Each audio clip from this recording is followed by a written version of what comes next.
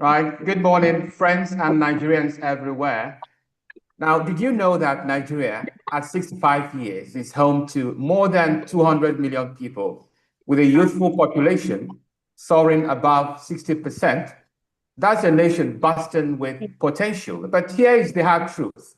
Are we truly moving forward or just running in place? Today, we ask a simple but powerful question. Nigeria at 65, progress or regression? Now, as we celebrate our independence, we reflect on the successes we have made and the challenges still holding us back. I am Tosh Raphael, your host. Welcome to DDM Morning Show. Now, joining me today to share their unique views, I have an avalanche of guests. Ibrahim Omar Wase, DDM News analyst, and my trusted co-host. Ibrahim, you're welcome. Thank you for having me, Mr. Tochukwu. Then I have Ako Christian Oche, convener, Due Process Integrity Vanguard, known for advocating transparency. Mr. Ako, you are welcome to DDM Morning Show. Good morning. Thank you for having me. I also have Edoziono Chukwunanso, who is a passionate Igbo nationalist. Mr. Edoziono is glad to have you on this program.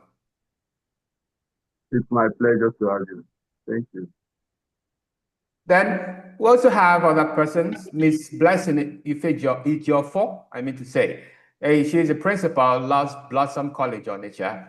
She's not here right now. We also have Stephen Edden, who is a master's student at the University of Port Harcourt, an expert in African literature and culture, who will provide deep socio-cultural insights. Then we have Engineer Nelson Todo. I think he's here. You're welcome, sir. Thank you very much for having me, sir. All right, finally, we have Mr. Wisdom Chika. If he's here, you are welcome to the program. Viewers, you are going to have a great day today because we shall be exploring the deeper meaning of independence, what truly independence portends.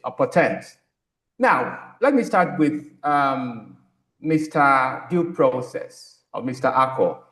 Nigeria had independence in the 1960s, right? Correct. Now, what kind of independence would you attribute that to? Because I remember the first Prime Minister of Ghana, Kwame Nkrumah, he once said that if you want to have economic freedom or economic and social prosperity, you have to first seek the political kingdom of politics. So what he meant by that is that Africans, for them to have prosperity, holistic prosperity, they need to, first of all, seek or have political independence. And that was what Nigeria acquired in 1960. But the question is, did Nigeria truly acquire independence? Mr. Raphael, the situation is glaring. Nigeria, unfortunately, as I speak, Nigeria is in the global scene for the wrong reason. Please, can you please mute your mic, please? All right, please. If you're not talking, mute yourself. Yeah. Continue, please. Nigeria is on the headline globally for wrong reason, right? This is a country that gained independence in 1960. Nigeria gained independence, and it seemed like it's one of the emerging global economy, given the enormous human and natural resources that Nigeria has, and given the pivotal role of Nigeria in the African nation. It is expected that by now, Nigeria ought to have been a over $100 trillion economy. But the whole thing fell as a result of what? Bad governance. There is no section or sector of the country, as I speak to you, that is independent. As a matter of fact, the Minister of Power was seen using a power bank, right? It shows that Nigeria has not been able to provide the citizen with power since 1960. Till date, we are still battling with generator here and there and solar panels everywhere. Even the Aso Rock successfully installed solar panel, right? And we are today on the global scene for the wrong reason, of course, in terms of terrorism. Nigeria now is being grouped among countries like Afghanistan, Iraq, Pakistan, Sudan. I mean, a country that's supposed to be up there. Take a look at the economy. Just yesterday, I watched on Arise TV where the Arise TV crew were paying their condolence to the demise of Somi. Somi left the shores of Europe to return back to Nigeria to contribute her quota. But unfortunately for her, even when she prayed that may Nigeria never happen to her, neither anyone she ever come across. But then it eventually happened to her in less than a month of saying that or tweeting that prayer. That is to say, Nigeria can happen to everybody.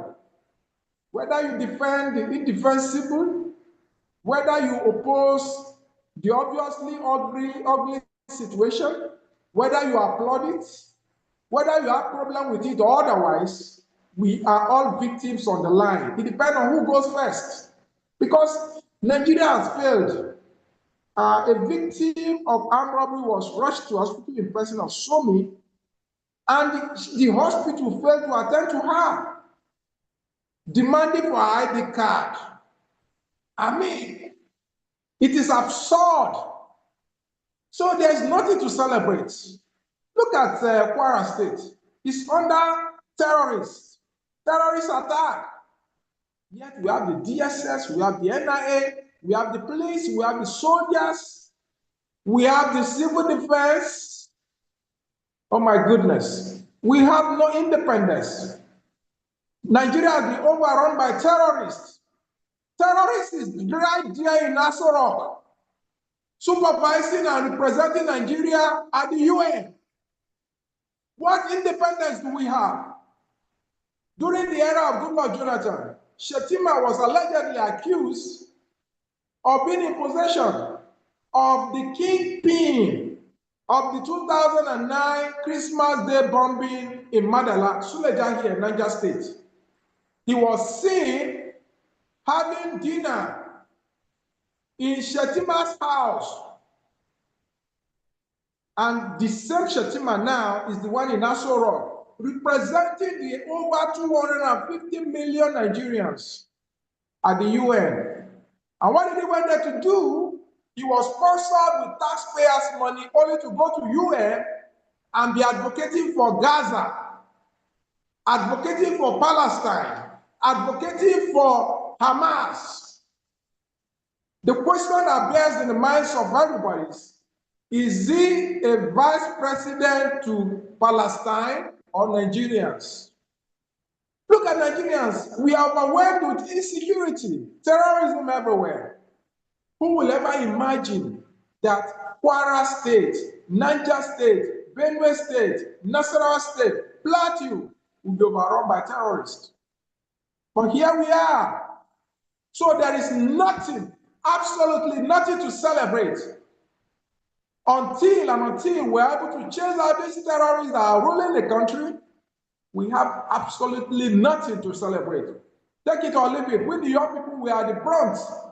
We are the receiving end.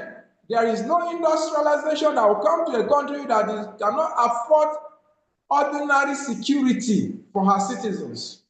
I mean, what do we gain from this country? As a citizen, you need to ask yourself, what has Nigeria ever done for you? Nigeria has never done anything for anyone. Rather, we are being taxed every day. Any 10,000 and above that hit your account, you get taxed 50 naira. The seller get taxed 50 naira. And now they're talking about more taxing in January in Nigeria. I don't see this working out. But the docility of my people is obviously glaring. The young people are docile. We're always on the social media, texting, good morning, how are you? How are you doing? How is family? There is obviously nothing good about the country. We need to be angry with the situation. That's my humble submission this morning. There is nothing to celebrate. And obviously, the young people, the youths of this country need to be angry with this situation. Thank you. Right, thank you very much. But I would love to have a balanced argument on this independence because we are talking about 65 years here and we are still in existence.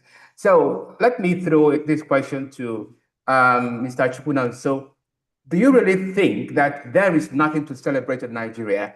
When you look back in the 1960s and now, you know, in terms of infrastructure, in terms of the number of universities, schools, and all that, what do you think, you know, has gone wrong? And what kind of independence did we achieve in 1960? Okay, thank you so much. I hope you can hear me loud and clear. Very clearly, yes. All right. So Nigeria's independence is nothing short of a disappointment because if you give birth to a baby and the baby is up to 18 years, you should be expecting the baby to do some things for himself or herself. So it is no longer a baby, but a young youth. So Nigeria is an older adult and is unable to produce things for itself.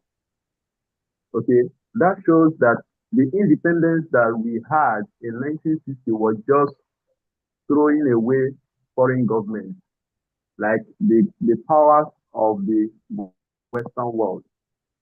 Okay, so that celebration was only for 1960 and not something we should continuously celebrate because we cannot celebrate a government that did better than, we cannot be celebrating something that we are not better than. Okay, so Nigeria has not been able to live up to expectations. It means that what we are doing today is just laughing at our backwardness. Okay, we have not been able to build a civilized society for ourselves. We are not even thinking of the next generation. That is how bad it is. So this is not Independence Day celebration. This is just a program. Nigeria is just remembering when they actually left civilization to pursue shadows.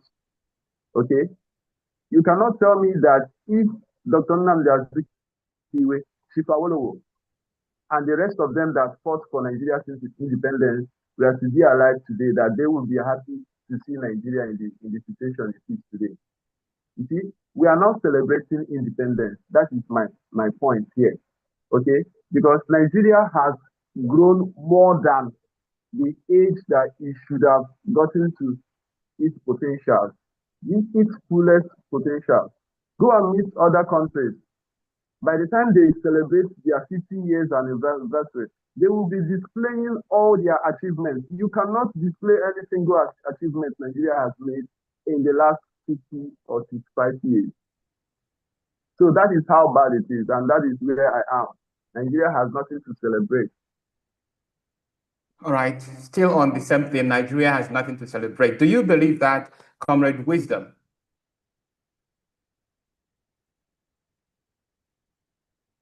Please unmute yourself, you're muted. Do you believe that Nigeria really, in the literal sense, has nothing to celebrate? Do you think it is fair to say that? Good morning, everyone, and thanks for having me. I think having a balanced argument, Nigeria, we've evolved over time. We have some number of things to celebrate, but it's just unfortunate that there are the things that we cry, or the hopes, our hopes and aspirations have been dashed away, and it makes it look as if we have nothing to celebrate.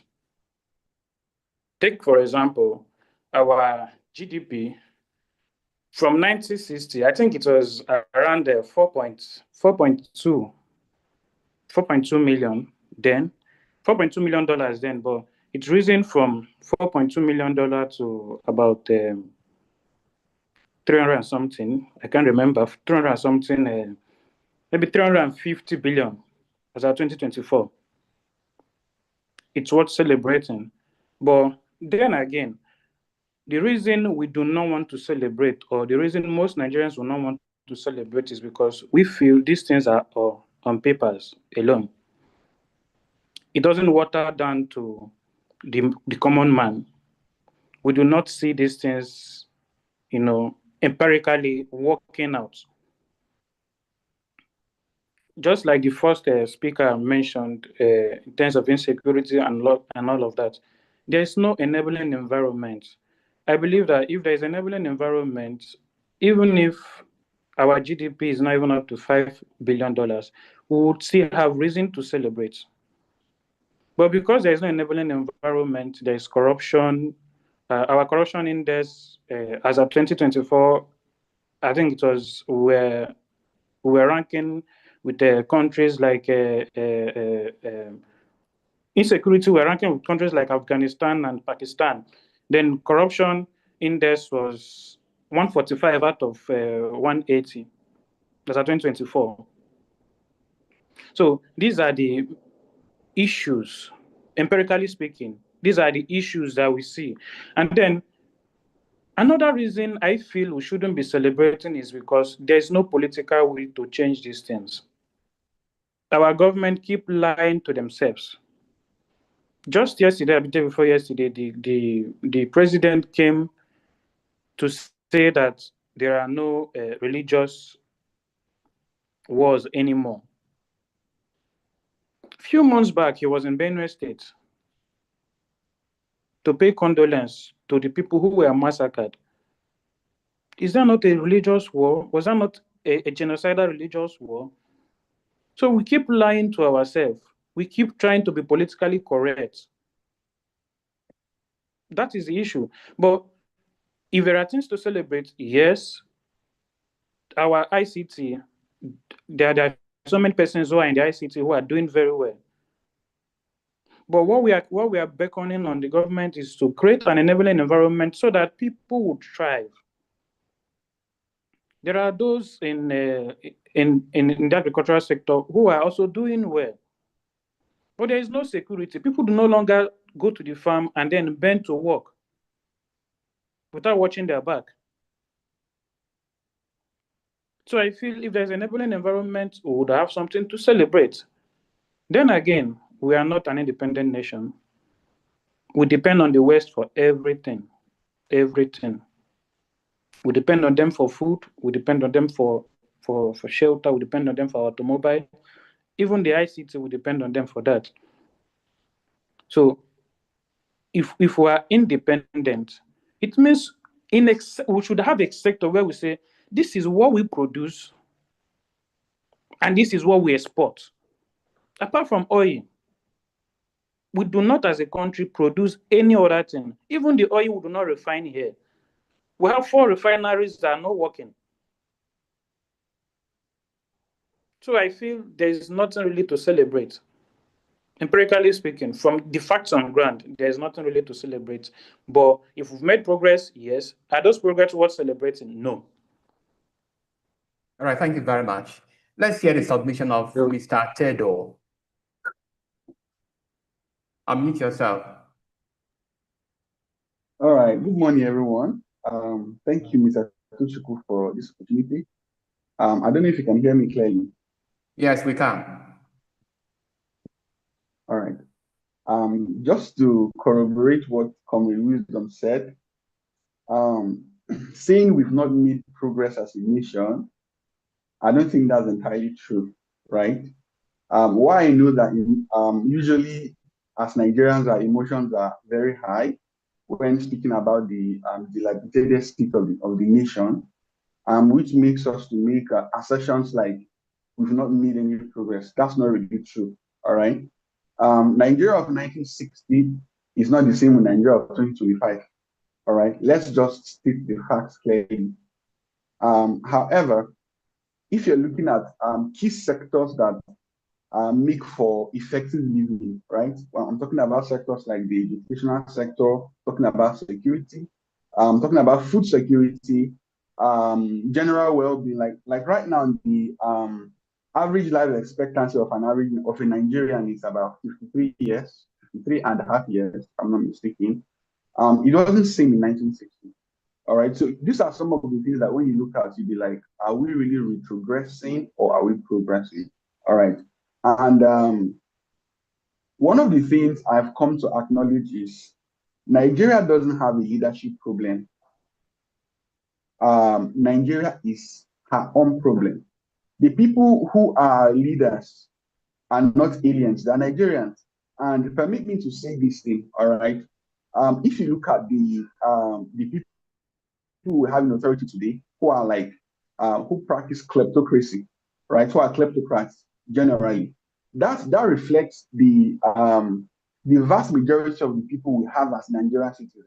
All right. If you go from grassroots level, go to campuses, go to like every sphere of Nigeria, those are the kind of people you find there. Not even in authority, but normal Nigerians. So I look at the Nigerian problem as a people's problem beyond not just a leadership challenge, all right? Because an average Nigerian is that way. We don't think about the posterity, we don't think about the future, we think about right now. We have to consume everything right now and then forget about the future. All right. So if you would ask my personal opinion, yes, we've made progress in many areas. I would say that Nigeria is a more open society. We have a functional tech ecosystem in Lagos. I'm a software engineer myself. All right. Software engineers, if at all they ever exist in Nigeria in 1960, don't experience the kind of ecosystem support that we have today in Nigeria. All right. Even though I don't live in Lagos, I live in the city of Onitsha. I know a couple of my friends whose ideas have been funded by CC Hub through their partnership with MasterCard. I knew a couple of my friends who, in collaboration with Jobberman, their dreams have become a reality. This was not possible in 1960 because there was no Jobberman in 1960. There was no CC Hub in 1960. All right. So we've made significant progress in certain sectors. But if you look at the key sectors of Nigeria, I mean, I was having a conversation with a friend. Was it yesterday night? It happened that I was born on the 1st of October, right? A couple of years ago. So we're having a conversation. I was telling her about my own preferences as a person. I can't send my child to a public school in Nigeria, both primary, secondary, and university. I went to a public university, and I kid you not, at the end of my 4 years of school, I was asking myself what was I going to do with my life? All right. I was able to figure out my way through life because I mean I was intelligent. I was combining skills with my formal education at the time. So when leaving school, I didn't know what to do with the degree, but I knew what to do with my life outside of the context of the formal education I had acquired. All right. So if you look at our health sector, we are zero. I mean, if you look at the UN's requirement for doctor to population ratio, Nigeria falls beyond like the bar, like grossly beyond the bar. All right. We have how many thousand medical doctors in Nigeria for over 200 million Nigerians? I mean, it's uncalled for. People die in this country, like, I mean, dying in Nigeria today is like what's expected. I come from Benue State, right? From 2017 to today, nobody has gone to my village, my ancestral home. My father died in 2024. We couldn't bury him in our village. We had to go and buy land elsewhere and bury him because we couldn't dare to go to our ancestral home. I mean, you go there and you're killed. Fulanis are literally living there. All right. So these are the things that the mainstream media doesn't capture. All right. If you look at Nigeria is a failed state regarding security. I mean, the kleptocrats, these guys who are using our taxpayer money to live large, they're roads without bulletproof cars or heavily armed personnel with them. All right. Let's forget about the lies that our people go out and make Nigeria look like Nigeria is working. Nigeria has failed fundamentally in every critical sector. So if you ask my independent opinion, we have nothing to celebrate as a nation. Talk about GDP. Come on. What is is the cost of Gary in the market? What's the cost of Akpu? This is what the poor man was surviving on. What's the cost of noodles? As valueless as noodles is to somebody's system, what's the cost of it? All right. So we are actually retrogressing. And I think the earlier we acknowledge these things and start making frantic efforts towards restructuring our country entirely from the grassroots level, from the homestead level, right? Nigeria may never get it correctly. That's the truth. Because since I was born till today, we are going bad every day, every year. I mean, from one president, you think this person, you meet a worse version. All right. So we are retrogressing. We are making no progress at all. That is worth commending. Thank you very much. Wonderful submission. Now, Ms. Blessing, on a scale of 1 to 10, I would like you to give a number, a figure to the progress we have made so far in Nigeria. On a scale of 1 to 10, what number would you give to Nigeria? All right, good morning, Mr. Tochukwu and every other guest. On a scale of 1 to 10, maybe I will really place it at number 7. Yes, Wow. I will not totally rule out the progress Nigeria have made, especially in the area of maybe sports and entertainment. But just like everyone else have said, there's still need for more improvements in the economic factor, educational factor, and every other factor. But I will not still say Nigeria is not making progress or has not made progress so far. So we keep on praying and we keep on working as individuals and also as government, as partners, whichever place you find yourself. Let's keep on working together to make Nigeria a greater country. Yeah. All right, thank you very much. Mr. Ibrahim, what do you think, or what do you consider Nigeria's greatest problem currently? People have, mentioned poverty. Right. Some have mentioned insecurity. What do you think is the greatest problem Nigeria has today since independence? All right. I hope I'm audible. Yeah. All right. I believe Nigeria has a lot of problems, and the problem of Nigeria is multifaceted. But to begin with, the core tenets of democracy is rule of law, and protecting the life and properties of the weak and vulnerable citizenry is the essence of the existence of government anywhere in the world. So the major problem of Nigerians is governance. We lack governance. And in the nature of human, we look up to those who are in front of us. So we need guidance from our leaders. But when I talk about leadership, I'm not narrowing it down only to political leadership, because leadership comes in different forms. I mean, there are political leadership, social leadership, personal leadership, cultural leadership. So in Nigeria, the basic problem is there is no connect between this leadership. And I believe a leader has to synergize these different forms of leadership to come together for the interest of the country, for the greater good of the country. So in our interview, I am someone who happened to be privileged to travel lengths and breadths of the Federal Republic of Nigeria. I'm from northern part of the country, and I travel to the east, south, west, northwest, northeast. And I know everywhere. I've lived firsthand with Nigerians, and in most cases, I would say I know the grievances of Nigerians. Yes, of course, we have a lot of problems, but we have every 101% reason to celebrate our independence. Independence means a lot to us. Without independence, we will not be here. Without independence, there will be no freedom of speech. Without independence, we'll be under foreign rule. Without independence, I can keep going on and on. So the biggest problem is leadership. That's put a disconnect between the people. basically for them to divide and rule the people.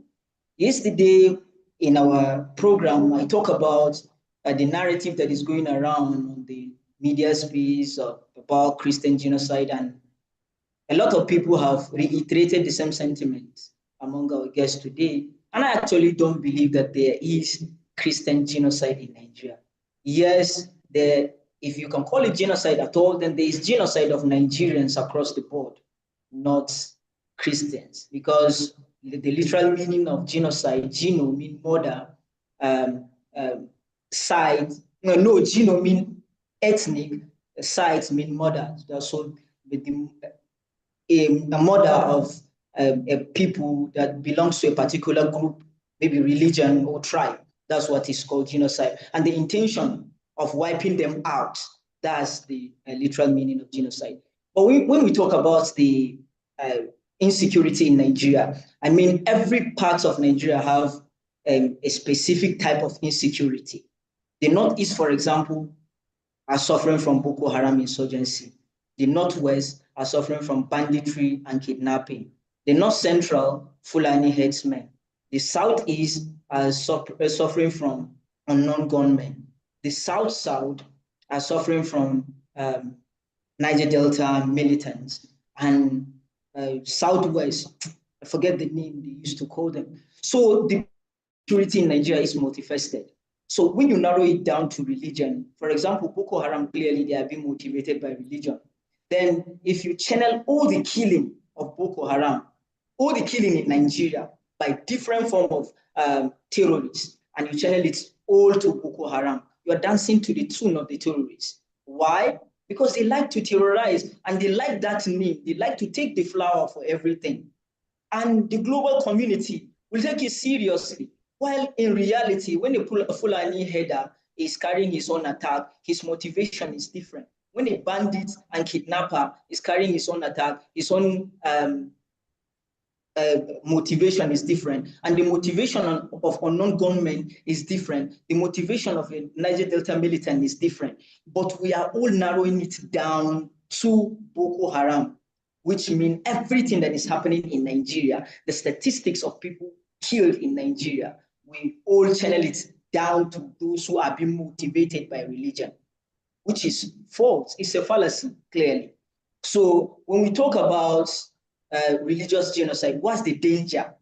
The danger is that the global community will take it when we send it to the media space. And when they take it seriously, I used to say this and I mean it, there are astronomically more stupid people than there are wise people across the board. And they are going to act on that a particular group of people are against a particular group of people. Then an uprising, crisis, and violence will occur in the society. And from that, a lot of innocent people are going to lose their life. And when the country is set on fire, these international communities that you depend on are not going to help you because they are taking us as pawn in their global chessboard. Why do I say that? Look at the Nigerian Civil War. When the Nigerian Civil War occurred, United States of America sided with both sides, supporting both sides. They don't want to lose. The UK, because Nigeria is their legacy, they support the government of Nigeria. France supported the government of Biafra, right? So these people are just taking us as pawn because the life of a black man does not matter at all to them. And where did the propaganda of Christian genocide started from? From Bill Maher, a comedian in the United States of America. When does the United States of America started caring about Nigerians? Recently, I mean, just recently, one of the members of the Congress said they are the ones sponsoring Boko Haram. So when did the United States of America started caring about us? I'm not condemning the fact that yes, they are killing, but the killing is across the board. The last terrorist attack happened in Zamfara State in the mosque. So basically, when we look at the social media space, you see people posting pictures of Muslims that has been massacred, and they will post and put a caption that genocide of Christians. I said this is a blatant disrespect of the life being lost in the conflict. Why lie? Why not say it's the facts? So that's one of the problems that we have. Like the government is in an open war with its population. So, and you know, the whole world is an open place for influence. Everyone who dominates is a battleground for influence. Everyone who controls the narrative, control the idea. And the government, they have vested interest in that division. So when you're posting Christian genocide, it is favoring them. How? Because it will divide the Christians and the Muslims. While we have a common enemy in the country, the political class. When they are stealing, when they are looting together. But we are united in poverty. We are united in insecurity.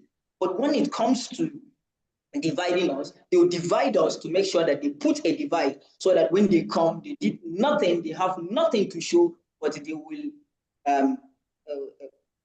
capitalize on our sentiment, our vulnerability, our emotions to get themselves there. So the danger of it is that if you declare that there is a religious war in Nigeria, every Muslim, myself included, is part and parcel of it because I'll fall victim. So I must protect myself. So you are isolating maybe 50% of Nigerian population and saying, no, we are declaring a war against you because you declare a war against us. And the danger of that, that's why I said there was an episode that I talk about insecurity in Nigeria. I said the biggest problem we have is in labeling, stereotyping, and generalization. Why? I come from Plateau State. And in Plateau State, you are a Christian from Anambra State. If you happen to find yourself in the area dominated by the Muslims when crisis is happening, they don't care. They don't give a shit that you are not from Plateau State. They'll kill you because of the name you have. And vice versa, because of generalization. These are the problem. And it is actually the most dangerous thing you carry out there because it endangers the life of a lot of people, and it is not bringing us closer, it's tearing us further apart. And we have common enemy. Our enemy are the political leaders carrying our name in Abuja and Lagos. They are the one benefiting from the suffering of Nigerians. A primary example of that, when the president bought SUV cars for the National Assembly, 469 of them in the National Assembly, in the Senate and the House of Representatives.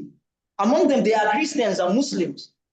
They are Hausa, Igbo, and Yoruba. They are Southerners and Northerners. Who among them say, no, we're not going to do it because of our own religion? No, they are united in their insensitivity and scandemania. But when it comes to dividing Nigerians, the poor are the one, because we are the pound always in the chess game, and our mumu done too much. All right, let me remind us that you have the leeway to respond or interject respectfully to what any speaker here says. So that's what I want to assure you. Now, Ibrahim, you have made a very valid point. Maybe that is why the Nigerian government decided to,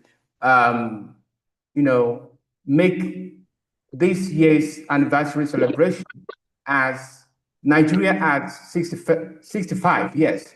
All hands on deck to build a greater nation. So that very theme of this year's celebration of independence anniversary is very vital and crucial. It has a deeper meaning, and it acknowledges the fact that Nigeria is still suffering from intense disunity. And I would like Mr. Chukwunonso to respond to this, because you are an Igbo, there is a core Igbo nationalist. How do you think Nigeria's unity has fared over the years, since 1960 up to this moment? Do you think we are more united or we are more disunited, and why? Okay, thank you so much. I wanted to interject, and thank you for the privilege to announce that we can as well interject. See, I wanted to respond to one of our comrades that said that Nigeria's problem is not leadership. See, the problem of Nigeria is particularly leadership. There is no other way of saying it. You can't even say that, you cannot even say that particular fact. leadership is the only way we can change the society. And that is why at every electionary season, people begin to appear as they are sent. They are different from the others. So because we are yearning for true compassionate leadership. So if we are where we are today in Nigeria, it is because people that have been leading us are not leading us right. They are using the political power we give them to enrich themselves and then create more problems for Nigerians. So that being said, leadership is particularly the biggest problem Nigeria has. Then I also want to respond to one of our comrades that was saying that Nigeria is independent and that we have made progress. Are we making progress in the sense of building GDP?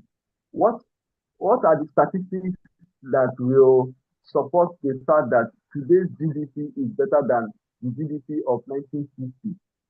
There is no particular statistics that will claim this, that will buttress this thing that you have claimed here. It is not correct, and there is no other way to say that Nigeria has gone like 50 years backward, even 100 years backward. You see? So whatever that we are seeing today is just manipulation. They are just written things on the paper. They are not real. If Nigeria has developed in terms of GDP, you should be seeing it in the lives of the ordinary people. Yeah. You and I should be able to see comfortably. You can go out and then boast of producing one or two things, like things that are Nigerian made and that are exportable. These things are what we should use to measure GDP and our progress in that area. Then the last one is whether there is religious war in Nigeria. My brother, there is religious war. There is religious war, there is ethnic war, there is tribal war, there is everything war in Nigeria. Sorry for saying this in this platform. I don't know how. No problem, no problem. No problem. Everything about Nigeria is antagonistic. There is no progress at all, and there is war. When you talk about Christians being killed, you cannot say that it is genocide, but there is Christian murder, there is Christian killing. There are a lot of types of killings. You have homicide, you have massacre, you have genocide, you have a lot of them. Okay? Christians in the north, particularly Kaduna State, have been killed several times in their numbers. In fact, news have it that in the southern Kaduna, that more Christians are targeted. And I read a particular publication from BBC where it made an emphasis on Christians in Kaduna being targeted. So you cannot throw away that particular event in our history in Nigeria. Okay, the killings that Boko Haram organized in the north, they are targeted at Christians. Just about recent years, the thing has been politicized.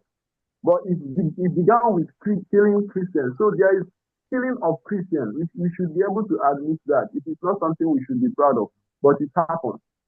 Then, if you talk about independence of Nigeria, Nigeria only became independent of Britain. So, in saying that, you can say that we are a sovereign nation, but we are not holistically independent politically, because the Britain also have influence on Nigeria, indirect influence on Nigeria. It is said that there is no Nigerian president that is produced without the Britain endorsing the person. So it should tell you that even though we claim sovereignty, we are not totally free. And if you come into Nigeria, not everybody is independent. The Igbos are not independent in Nigeria. We are begging for literally everything. We beg for economic, what would I say, fair sharing of our economic, whatever. Whatever we are begging in the National Assembly is a proof that we are not independent, we are not like we are being marginalized. Okay, take for instance, when the geopolitical status was created, the Igbos were given five states, and up till now, we have been clamoring for additional states in Nigeria. If we are all equal and independent as we play in the global stage, why is it that it is a problem for Nigeria to make things equal and give everybody equal ground? In terms of the representation in the House of Assembly, we have the list. And this is what we cry about every day. But they are not listening to us. They feel that we are making noise, and they feel that we are powerless. You see? So what we call independence is something that we want to generalize it as one Nigeria. But within us in Nigeria, we know that we are not all equal. We do not contribute equally in the sense of whatever thing we contribute in the central government. And then when they share this thing according to their formula, a lot of people are marginalized. In terms of representing the country or producing a president, the Northeast and the Southeast have not been able to produce a president. And when you talk about this thing, it looks like you want to divide Nigeria. It looks like you want to cause disunity. But it is not about dividing Nigeria. It is not about causing disunity. It is about good conscience. Make everything to be equal. It is very simple. When you produce a competent person from the Northeast, give the person the opportunity to do the same thing others have been given the opportunity to do. When you produce a competent person from the Southeast, give the same person that opportunity. That is all. So when you talk about disunity and unity, my brother, there is no unity in Nigeria. This is why every president that comes in is seen as the president of the Southwest. That it is the Southwest that produced the president, not Nigeria produced the president. So Tinubu is doing his tenure now. I can tell you that when you want to check the chances of him winning in the next election, you can comfortably say that the Southwest will give him 100% vote, or let's say 80 to 90% vote. It is because we see it that he is coming from here. We are not united. I thank God for one of our comrades that said that we are united in hunger, in killing, in insecurity, in so many areas. And these things are not something we should be proud of. So there is no unity. There is no total freedom or independence, and there is killing. There is Christian killing in Nigeria. I cannot say that that other religious groups are not killed. I am not even a Christian. Okay, but the truth should be laid bare to the public so that we admit it. Then we tell ourselves where the problems are and begin to find solutions. Because if you do not know, I want to respond. I want to ask you a question. Do you think the killing is deliberately aiming at Christians, or it is just a random terrorist attack? That's what I want to. No, there is nothing like random terrorist attack. Okay, it's deliberate. Do you know the exact number of Christians killed and the exact number of Muslim kills starting from 2009 to date? That is why I said that I don't have the statistics, but when they started, they began by killing Christians in the north. Don't forget. You're not only talking to Ibrahim, to Chuku, Comrade Wisdom, or to Tedo. You're talking to Nigerians because this is a media platform. Everything that you say is going to be fact-checked. And what I said earlier, I'm not condemning the fact that there are not attacks on Christians in southern part of Kaduna. There are not attacks on Christians probably in Benue. What I am disputing is narrowing it down only to Christians. Because I said clearly that narrowing it down is depreciating the insecurity we are suffering from. For example, if Boko Haram are targeting Christians and their main aim is targeting Christians, let's assume for the sake of argument, because that's not the case. Boko Haram started in northeastern part of Nigeria. Their operation was majorly in northeastern part of Nigeria, a region that is 90% Muslim. They started by killing 2 Muslim clerics, Sheikh Jafar Mahmoud Adam and Albani Zaria. These are the 2 clerics they started killing before any other person else. They started operation in Bauchi, a state that is 95% Muslims. Most of their casualties are Muslims, not even Christians. So let me. Now you just admitted the fact that they should take on religious ideology. Yeah, it is religious ideology. It is religious ideology. The same way they kill Christian, they kill someone who does not believe in their own extremist ideology. So when you said the Muslim they killed are lesser Muslims, or they are not Muslims, so you categorize them as Christians, that's, I believe that lying by deliberate omission is a lie. You get it? So why not say the story in full? I'm going there, please. I'm going there. I did not disrupt you. I'm sorry. So I'm going to Kaduna. Kaduna and Plateau State are the only places that you can justifiably say there is a religious crisis. Not even Benue. Benue, it is Fulani haters that are attacking communities without any religious motive. Their motive majorly is to come and rob, steal, and took away the properties of the people. That's the motive. So if the motive is not religious, why attach it to religion? Kaduna, clearly there is a religious crisis in Kaduna, and there's a religious crisis in Plateau State. But no religion will claim innocence, because there are attacks and counterattacks. From 1992, Kaduna crisis, my mother is from southern part of Kaduna. Kaduna crisis began in 1992. Plateau State crisis began in 2001. I am from Plateau State. So in 1992, when the crisis began in Zangon Kataf in Kaduna State, you can fact check me, 400 Muslims were slain in the village of Zangon Kataf. So that was what fueled the crisis in Kaduna that has continued till today. And what made that crisis not to end is the failure in leadership, clearly. Then Plateau State, it began in 2001. It was earlier political, has nothing to do with religion. Then all of a sudden, it metamorphosed into religion. And there are attacks and counterattacks across the board. I lost family members in Plateau State because of the crisis. Are they all Christians? No. I have my family members that are Christians, and I have family members that are Muslims.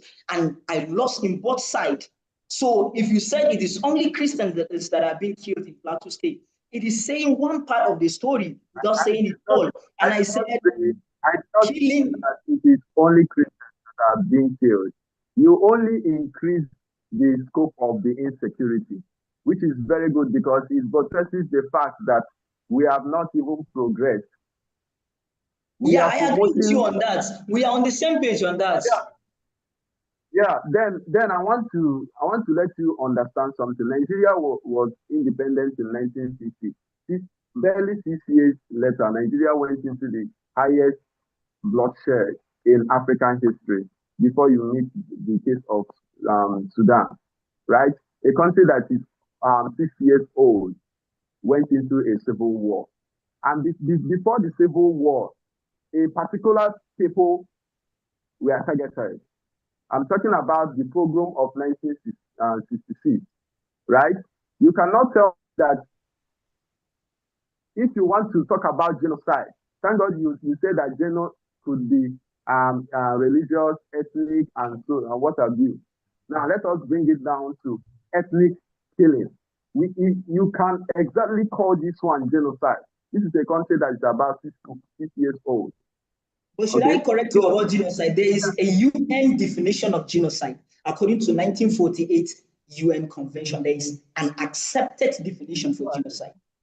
And International Court of Justice is the only body in the world, International Court of Justice and International the International Criminal Court, ICC and ICJ, are the only organization saddled with the responsibility of declaring that something that is happening in a certain location is genocide. I said it when people were calling what has been happening in Gaza a genocide. I said, I don't believe it's genocide. Why? Because I don't like the word genocide to be trivialized. People will start using it, and everywhere people will be saying genocide, genocide. The only recorded genocide, according to International Court of Justice, are limited. The first genocide was the Holocaust on the Jewish people by the Nazi Germany during the Second World War. And the second genocide was the Armenian genocide, the Ottoman Turks. Then the third genocide was the genocide in Rwanda in 1994. Then the genocide currently approved by the United Nations and the International Criminal Court in Gaza. So there is no other genocide. So for me to come and say something that is happening in so place is genocide. Who supports that? All right. May I come in here? Mr. Taylor. Taylor. Yes. Right? Okay, please, can I? All right. Mr. Taylor, come in. Yes. Okay, all right. Thank you, comrades, Ibrahim and nominal veterans. All right. So I think we are all agreeing, we are all disagreeing to agree. All right. And I would love to say this. Nigeria is a very politically porous state. Permit me to use that word. And I want to speak from my experience from being a Benue indigent. All right. There is a genocide in Benue State, and the killings in Benue are religiously motivated. And I can say that with facts. I am from Kwani local government in Benue State. All right. I grew up as a young boy with Fulanis. With the Fulanis, we knew that we're Nigerian Fulanis from the Kanuri tribe, all right, in the north. We grew up with their children. We will give them yam, they'll give us no in return, and what do you call, what's that other thing they have alongside me, all right? So I grew up with Fulani people that I knew. I wasn't living in the village. I was living in the township with my father. We only visited the village when we wanted to go and do our yam harvest and what have you, all right? But there came a time when those Fulanis left our village and they had terrorists who came.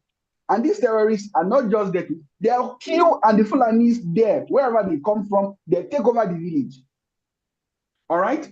Can I recount the killings, the mass killings in Benue under the immediate past administration of Dr. Samuel Otom? Can we talk about the killings in Yelwata sometime in June, that the president had the effrontery to say these are tribal clashes? Do you sleep in your room, somebody burns you alive and you call that a tribal clash? So the truth is, we are living in a country where we don't tell ourselves the truth. And then we have foolish, sorry, let me use that strong word, that very foolish media aides who are paid peanuts to drive narratives that are not true. If not for the fact that VDM had to leave Abuja and go to Benue, Bola Ahmed Tinubu would never have visited Benue State. I am saying that for a fact. All right? Because we have leaders who are so senseless and heartless. We have a full-blown war in Nigeria. We don't have attacks. We don't have skirmishes. Nigeria is at war. That's the truth. We are saying there's genocide in Israel, in Gaza. There are more casualties in the Nigerian war than there are in Gaza. Please fact check me, Mr. Ibrahim. I've seen that you are very good with figures. All right, you can fact check what I'm saying. Check in Benue. Definitely, if you take from 2000, listen, if you take from 2009 to date, there are more people killed in Nigeria than there are people killed in Gaza from 2009 to date. But the difference in genocide is the intention. United States of America invaded Iraq and killed more than 1 million citizens. The killing in Gaza is not even up to 100,000 yet. But nobody called the killing in Iraq genocide. Why? Because the intention of the United States, let me land. Because the intention of the United States of America was regime change, to change the regime of Saddam Hussein at the time. So nobody called it genocide because the intention was not to wipe away the population, but to change the regime. But the intention in Gaza is to ethnically cleanse Gazans from the place, and if they are not going to leave willingly, then they are going to leave by force. That's why it ticked the box of being called a genocide. And I'm really interested because how about someone who has an open mind. How about the killings in Benue? Permit me to say yes, that's what I want to ask you. All right. That's what I want to ask you. You said you're from Benue State. Thank you. Thank you very much. I would like to ask you because I've only visited, I visited Benue a couple of times, but I'm not from Benue State. So, what I would like to ask you is, you said it is religiously motivated. And why do you say that? Because if Fulani carry an attack against a particular group of people, if the main intention is for Fulani to take over leadership, the same way they did with, in Zamfara and Katsina and a lot of other places, then I would say it is a tribal clash, not a religious clash. But if the intention is to come and convert everyone to their religion, then it is acceptable. It is a religious clash. Which among the two is happening? Okay, we currently have both. All right, this is the public space. If we're having this conversation in private, I could actually give you proofs. All right, I could actually give you proof. Just like you are good with facts and data, I'm as well good with that. And as an educated person, I don't just talk. I make my findings before I talk. All right. We've had issues of trying to establish a caliphate in Benue for a number of years, and there's been stiff resistance. All right. We know what that brings. I believe you're a Muslim. All right. And you know the domineering mindset of Muslim radicalists. All right. So the whole plan is very simple. If Benue doesn't fall to the caliphate willingly, they will fall by being exterminated. All right. And I can tell you that it's working. There are many villages in Benue today that have any been taken over by institution backing it? Because honestly speaking, I believe that injustice anywhere is a threat to justice everywhere. So whether a Muslim, I'm being honest with you, whether a Muslim or a Christian, if anybody is doing anything wrong, I want us to expose him here on this platform. Is there any institution, organization backing that have advocated for that openly or in secret? If I had prior information about this, I would have brought screenshots here to share with us. All right. Recently, an Ado was enthroned in Benue that was from Fulani descent, and there were outcries by concerned citizens of concerned indigenous of Benue who are aware of what's happening at the background. All right. You know, one of the challenges in Nigeria is an average Nigerian is ignorant. All right, we come to social media and we are brainwashed by what the mainstream media, the narrative that they are pushing. All right, without actually knowing what's happening in the background. And concerns were raised that the head of Muslims in Benue should be a Hausa man, not a Fulani man. And a lot of persons, I mean, Fulanis came out publicly on, there are screenshots, I could show you that, to say that an Indian of Benue should go and apologize to somebody in his own land for saying what? I don't know if you hear what I'm saying. And one of them said, and I quote, that we are the key to Benue and they are afraid of us. They know what is coming. These guys are not even hiding it. They are that bold. The Fulanis or the Muslims? The Fulanis, I don't want to tag the word Muslims because I'm very cautious that yeah, I'm a believer. But when you said the religious war, you already tagged the Muslims, all of us. So I want to take responsibility, but I want to know from where the source is coming. If it is Fulanis, clearly Fulanis are majority Muslims. But does it make sense if any person, for example, Igbos are majority Christians, any Igbo person that did anything, then will tag Christianity with it? For example, the genocide on Jew by Nazi Germany was carried out by Adolf Hitler and majority Catholic country. Should we say Christian genocide on the Jew? Is it justifiable for us to say that? Okay, for the purpose of the language, I can say no and I can say yes, depending on how you want to look at it. All right. But now, permit me to say this thing. When we are looking at the religious landscape in Nigeria, all right, if you're looking at what the word Christian means. There are few Christians in Nigeria. Christianity is not a religion. All right. So it's not what you go to fill a form and then they ask you which religion do you belong to, and you tick Christian. So it is assumed in the Nigerian context that if you're not a Muslim, you're a Christian, but that's not factually true. All right. Before you are called a Christian, you should have a relationship with God that is proven, that is provable by your neighbor. It's not one of the many words religions. I don't know if you get what I'm saying, but for the purpose of political qualification, there's a general term Christian, because if you're not a Muslim or a traditionalist, it's assumed that you're a Christian. All right. But permit me to say this thing. We both know, and you know, because I know you are somebody who is honest. All right. One thing that affects the Fulani tribe, before you know, becomes religiously motivated, because for the purpose of solidarity, is affecting us. I can tell you, I grew up in Makurdi as a young man. I can tell you some of the uprising battles we had. There's a region in Benue called North Bank that is predominantly occupied by the Hausas, all right, which we know Hausas are majorly Muslim, all right? And, you know, a fight will happen. Before you know, it becomes something religious, and somebody had a problem with his neighbor, and before you know, they're attacking our people, and it becomes a religiously motivated war. So I'm saying this thing because that's why I raised the idea of generalization. If you generalize, I will give you an example with myself. I was before in Maraba in Abuja, and the area I was residing was predominantly Christian, right? I was watching football with my own football enthusiasts, who mostly are Christians, but they were Fulani resident at the area. Because I am Muslim, the people there, most of the Christians assume that I was residing in that Fulani house. So there was a dispute between them and the Fulanis. Some people inside that viewing station threatened to attack me because they thought I was part of these Fulani people. And I had conversation with one of the Fulani people after they were largely, even among them, they were not in support of their brother that instigate that very violence. So if, for example, something happened to me, my family will take it personal because of generalization. And that's why I say generalization is very, very dangerous. Once you generalize and stereotype a particular group of people, they become the problem. And even those who are against it must side with it because they have no option.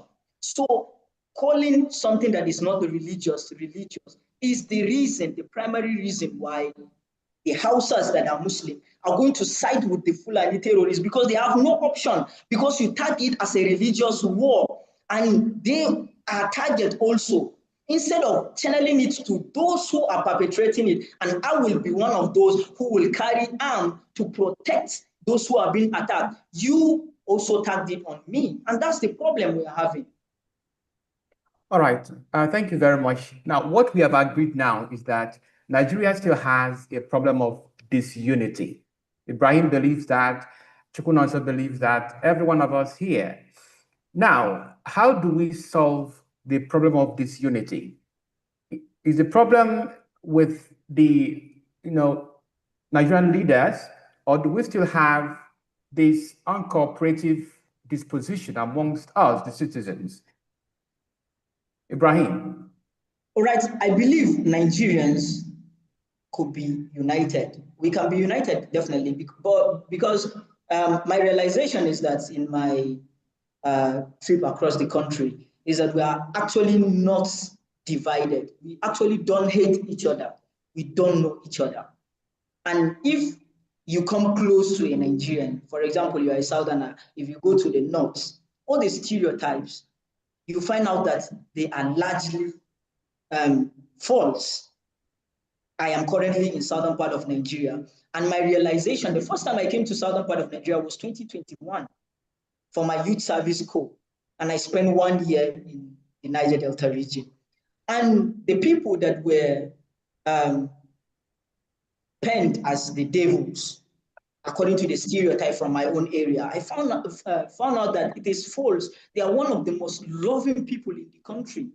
So if you travel to the north, that's the reality. You find out that most of the stereotype you learn from your community is a lie, instigated by politicians to divide the population to keep ruling. because the best tool in politics, the best tool you can weaponize is religion, tribe, and poverty.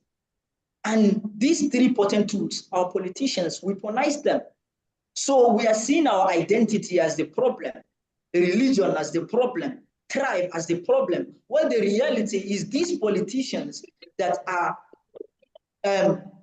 looting the future of our generation, not just us, but the generation yet unborn. They are the real problem.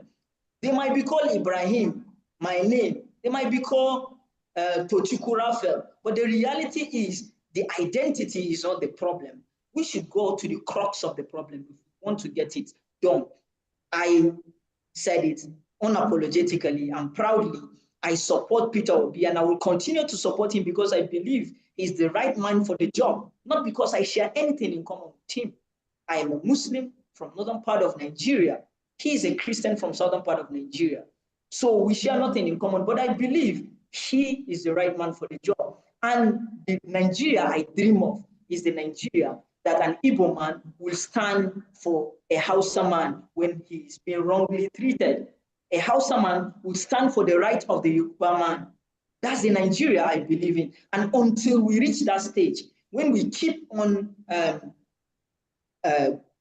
channeling the path that the politicians want us to follow, we'll keep getting it wrong. We must forge a common path, knowing our enemies and voting them out of office. Tinubu is the president of Nigeria. He's a Muslim Yoruba man. Who among the Muslim Yoruba men are having any privilege under his government? Very few, the people that he appointed as ministers. But the vast majority of them are suffering the same way we are suffering. So we should forge a common front because the poor and vulnerable in each region, both region and both religion share the same circumstance of deprivation and manipulation by elite in both regions. So that's my point. All right, thank you very much. Now, I would like to ask Comrade Wisdom. Now, Nigeria's independence in the 1960s coincided with independence of democracy for Nigeria. However, over the years, this democracy has been truncated. And recently, there was this revolution in 2023 where the Beavers machine was introduced. It was a major boost to democracy in Nigeria. But I would like to ask you, how do you think Nigeria's democracy has fared over the years? Do you think we have become better in our democracy, or do we still have some errors that need to be fixed? Comrade Wisdom.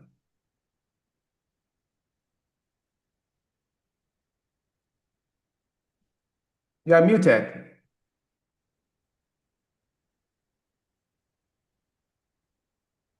Unmute yourself. You are muted.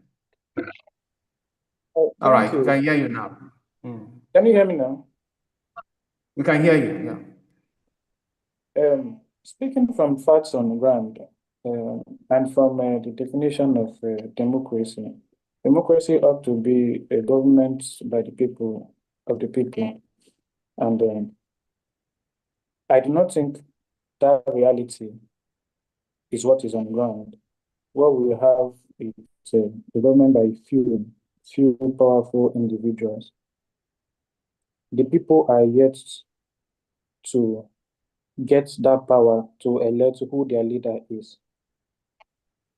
And just like one of our comrades had said, we are being divided across religious and ethnic lines.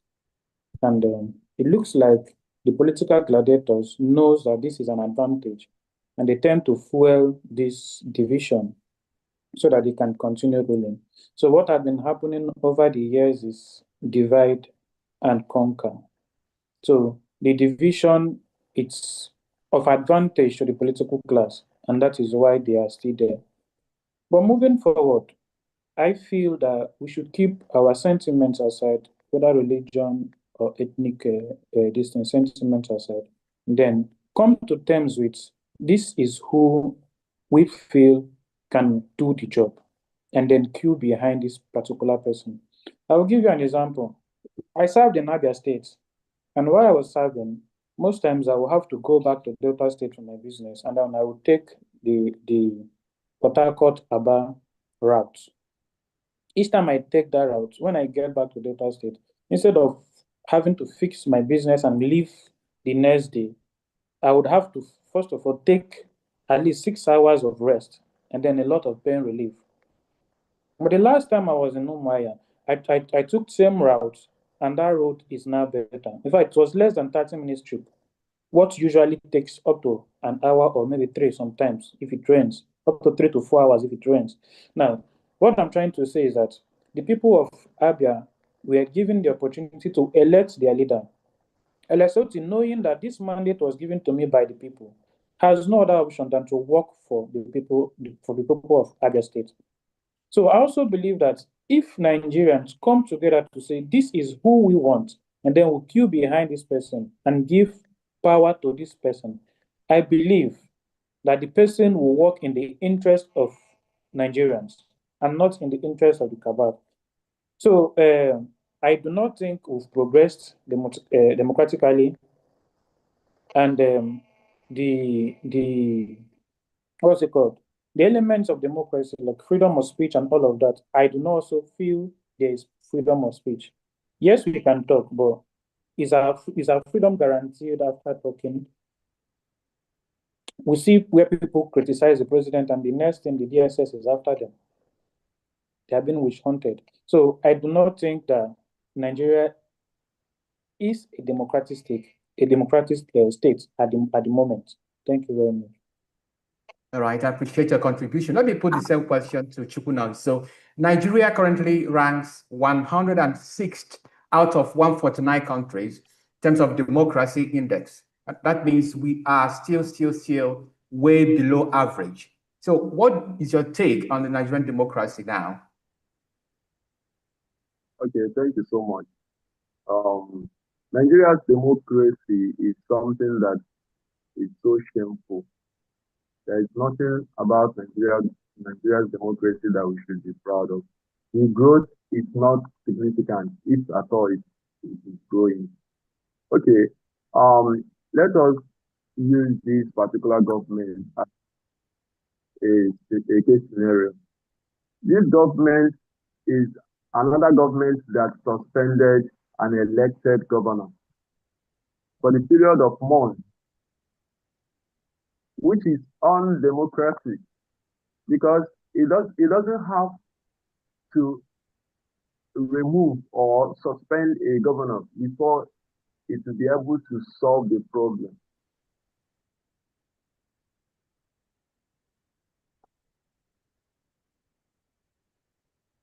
Are you still there?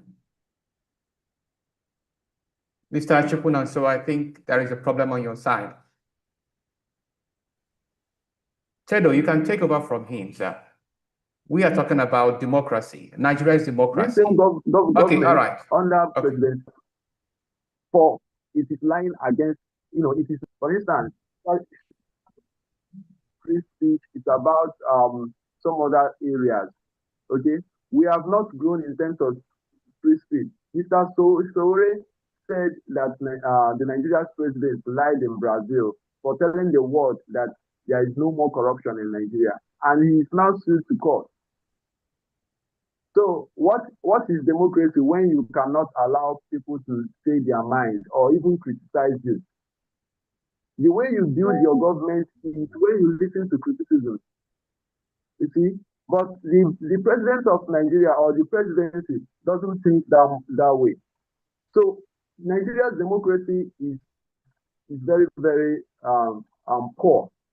We have not developed to that point to talk about Nigeria's democracy being advanced or comparing it with other countries. We ought to have been the last in that index that you just quoted, because I have not seen anything like this. This is not how democracy should be. In fact, if we were under anything that is not democracy, apart from military regime, it would have been better. It would have been better. We are talking about how we can be united, or if it is possible that Nigeria can be united. Yes, Nigeria can be united. We can still work. Reason being that if we are honest to ourselves, when people talk about their grievances, it should be addressed, not shifted. I will always talk about Igbo marginalization because this is the only thing that looks like I am not happy about whatever we talk about Nigeria's democracy or independence.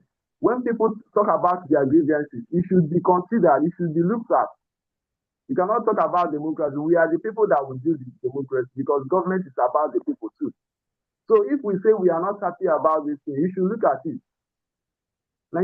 Nigeria is united today because we want it to be united. If we don't want it to be united, we will use campaign of calumny and violence to spoil everything.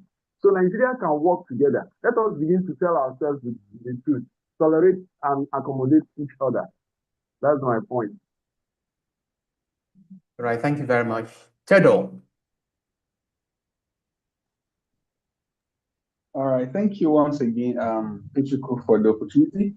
And thank you to the amazing contributions from my fellow comrades. If you're talking about democracy, I don't think Nigeria is practicing democracy. All right. We are practicing kleptocracy and kahistocracy in Nigeria. All right. And that a country where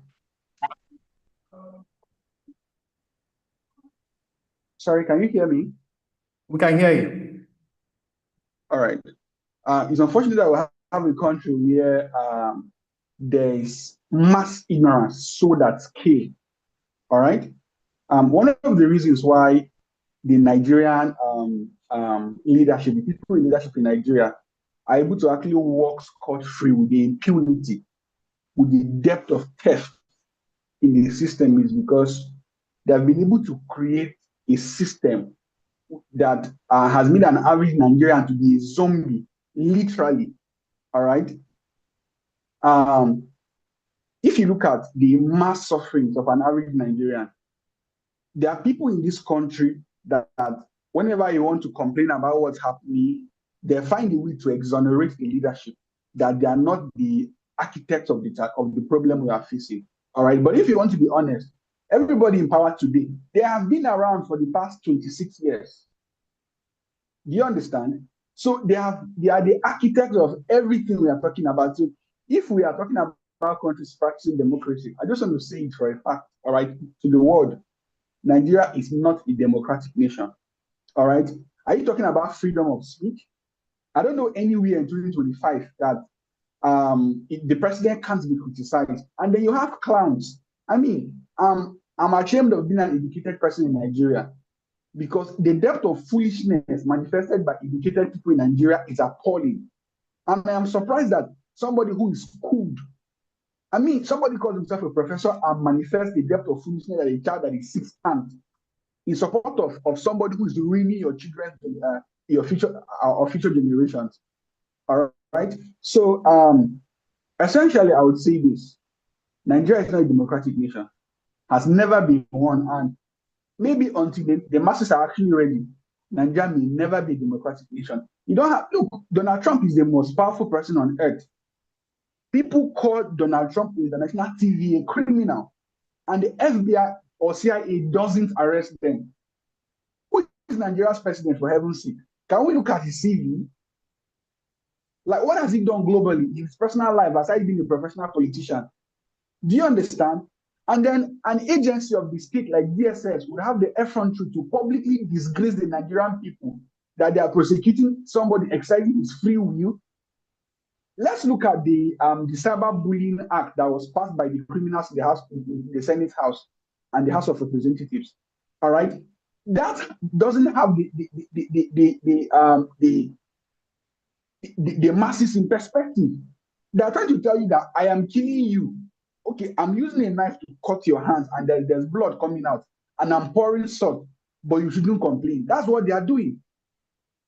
I want to say this. If not for the freedom of media, I think Nigeria would have ended a long time ago. Because the truth is, we have animals as leaders in this country, not human beings. The only thing that constrains them is their social media today. That you can be in Nigeria, you can be in Onitsha, like that I am today, and make a post, and somebody in the UK or the US or Israel would see it. That is the only thing keeping us together. If not, we were like in the days where you have to publish a newspaper and you have to take months to travel overseas. Nigeria would have ended. These guys would have looted the hell out of this country. All right. So Nigeria is not a democratic nation. Let's forget about the theoretical things we talk about. Nigeria is not practicing democracy for a fact. Thank you.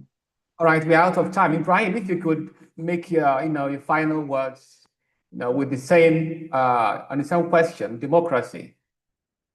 All right. My stand is I don't even believe that democracy is the solution for us in Africa. That's my stand. If you ask me what is the system that would be better, I don't know. But the facts remain, all the leaders we regard as leaders today in Africa did not come to power through the democratic process. And I will name them. What's the name? Thomas Sankara of Burkina Faso was a military dictator. Patrick Lumumba of Democratic Republic of the Congo was a military dictator. Mahmoud Gaddafi of Libya was a dictator also. And recently, Ibrahim Traore of Burkina Faso again is still a military dictator. So I don't know, maybe the problem is in the democracy.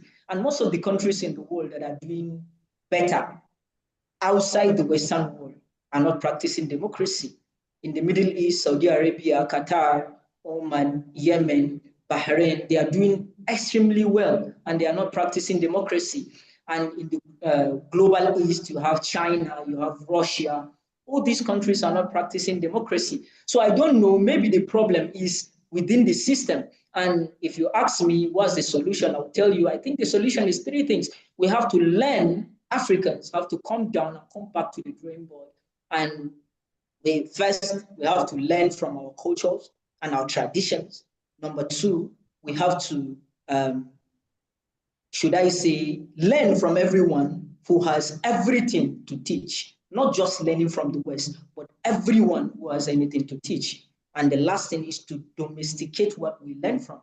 After the Renaissance, the Europeans brought all the knowledge, they borrowed, they stole, and everything from every part of the world. And that's what formed what we call today as the Western education. I'm a computer scientist. In computing, I told you that there's something we call algebra and algorithm.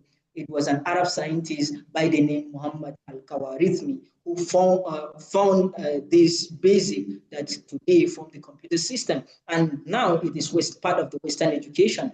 They call the numerals we use Arabic numerals, the 1, 2, 3 we use because they borrowed it from the Arabs. And most of the knowledge, we have Chinese reminder theory in computing, which they borrow it from China. So that's what Africans are supposed to do. We have to change our political structure, our economic structure, and our military structure. Let us make it African in all form of way, because in a democratic setting and in a capitalist setting, the whole world is a chessboard, and you can either be a player or a pawn. And Africa, sadly, are becoming pawn to the global north and all these strong countries. So I will end by the words of Chinua Achebe that we are not the children of Africa. We are the parents of Africa, yet unborn. And history has charged us with the responsibility of giving birth to the Africa that we want. The responsibility is ours, the younger generation, and we should act in the right direction toward salvaging and liberating Africa that we want. Thank you. Ibrahim Omar was a DDM News analyst, Chukunonso, Igbo nationalist, and Theodore Nelson Nondo, as well as other guests who have left us. You have made an amazing, engrossing contribution. Thank you for your contribution and time. And to you viewers, if you love what we have done, do not hesitate to hit the like button. Make your comments on these topics we have discussed, and then subscribe to DDM TV for another exciting edition. We'll be here again tomorrow morning to give you another wonderful topic. All right. this is where we draw the curtain here. My name is Coach Raphael. See you next time. Bye-bye. Bye-bye. Bye-bye. Thank you. Thank you. Thank you, everyone. Thank you, Chibunaso. Yeah. Thank you, everyone. Yeah.